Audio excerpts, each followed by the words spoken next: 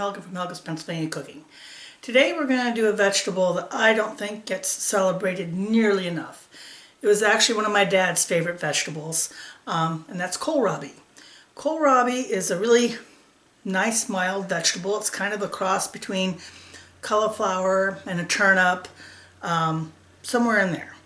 But it's really versatile. It's a great fall vegetable, and this is what it looks like. Now, this is a little bit bigger one. There are different varieties. It grows as a bulb just above the ground with leafy shoots. But that's what it looks like. Now, I'm going to make a German creamy kohlrabi today. It was a really traditional European dish, and I'm pretty sure that's where my family gets the love of it, because my father's parents had originally come over from Switzerland and from Eastern Germany. And this is really an Eastern European type of dish and vegetable. Now when you do these, when you prepare these, you want to take off all the green. You just want the white left of the vegetable, because that's what we're going to use. The green is very, if you leave any of that on, it's really bitter. So you also want it to be nice and smooth, not pithy. If it's pithy, cut that out. That'll also be bitter. You want it nice and smooth. That gives you a sweeter kohlrabi, similar to how you would treat a turnip.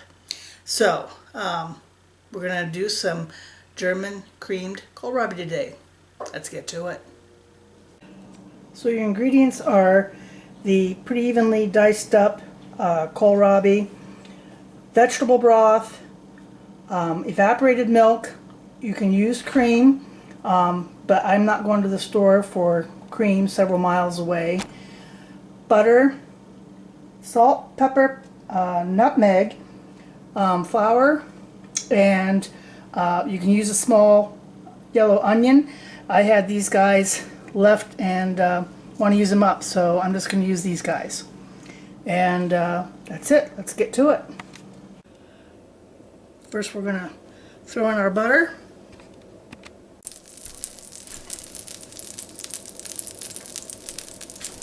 And we're going to throw in onion. We'll get this translucent. They're getting just nice. Now I'm going to add the kohlrabi pieces.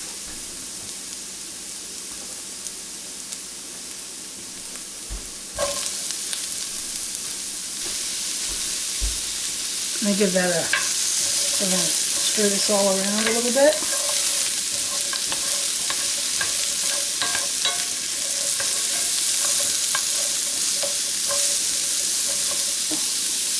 Sprinkle our flour. And I'm going to pour the broth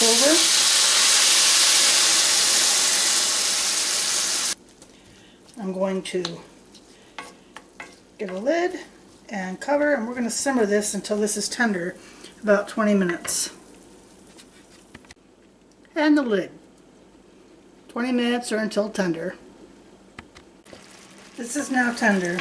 It took about 30 minutes with this amount, and partway through I did add another cup of water just for it to be able to simmer down into to get tender. So still 1 cup of broth, but you'll need another cup to probably get her where she needs to go tender-wise. Next, we're going to add our seasonings. Mix that in.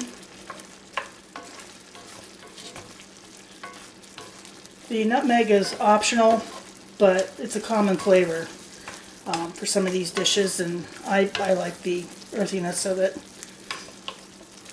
This is a really versatile vegetable. I mean, you can do so much with it, and doing it in this broth, yummy. Next I'm going to add our evaporated milk.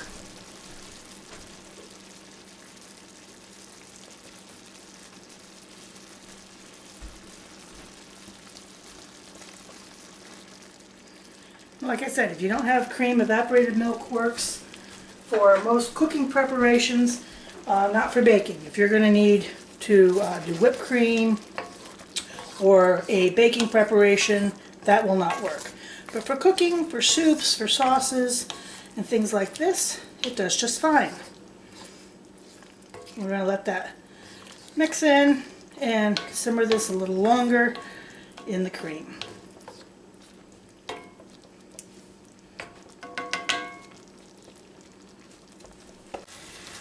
It's pretty well done, guys. It's all incorporated nice, tender, creamy. So, you know what comes next.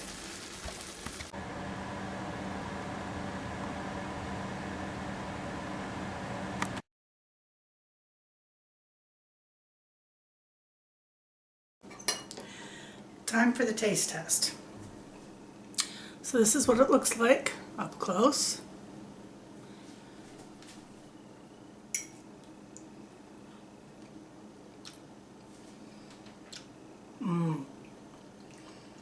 Well, that's really good.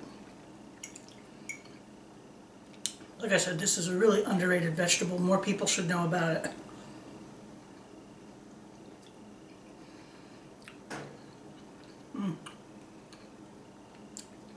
Really good. Great with pork, beef, whatever.